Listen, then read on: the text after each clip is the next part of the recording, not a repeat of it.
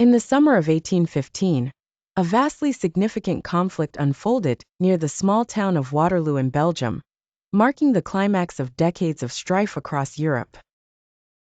The Battle of Waterloo saw the downfall of one of history's most controversial figures, Napoleon Bonaparte. At the center of this epic struggle stood three formidable armies: the French, led by their charismatic leader Napoleon, and the coalition forces of British and Prussian troops, commanded respectively by the Duke of Wellington and Field Marshal Gebhard Leberecht von Blücher. The story of Waterloo begins months earlier, when Napoleon escaped from exile on the island of Elba. With remarkable speed, he rallied the French people and army, reclaiming his position as emperor. The news sent shockwaves across Europe, galvanizing the Seventh Coalition to action. Britain, Prussia, Austria, and Russia pledged to crush Napoleon before he could consolidate power. The coalition's strategic plan was simple but hazardous. They needed to converge their forces and move into France, effectively cornering Napoleon. However, Napoleon, a master tactician, sought to strike decisively before the Allies could gather in full strength.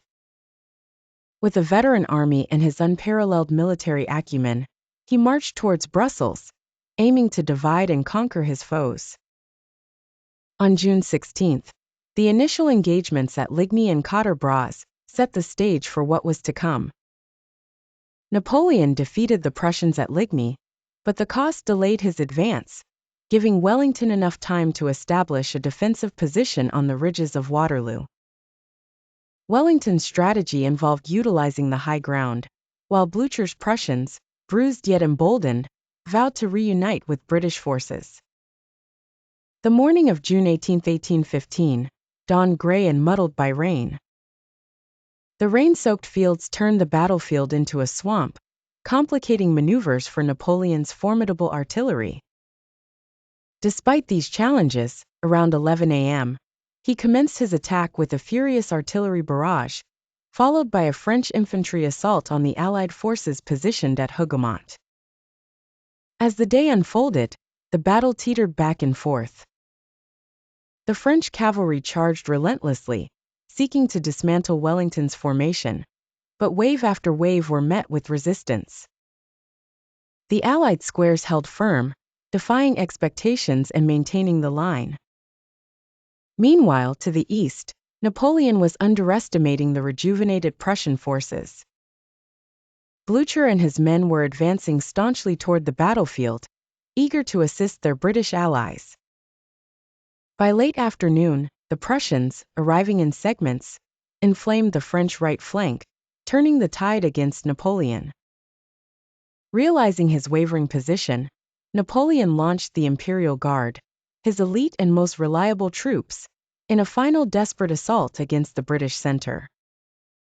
However, Wellington, anticipating this crucial move, rallied his men for a last stand.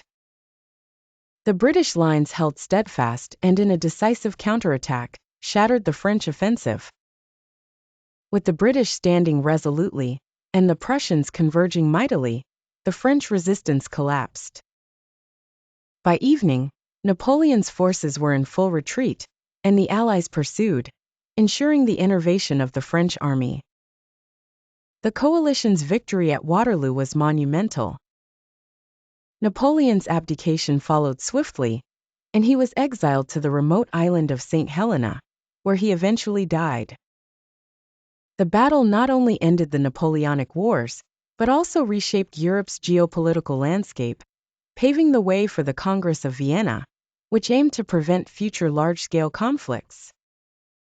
Waterloo thus stands as a testament to strategic alliance, against the odds perseverance, and the fickle nature of power.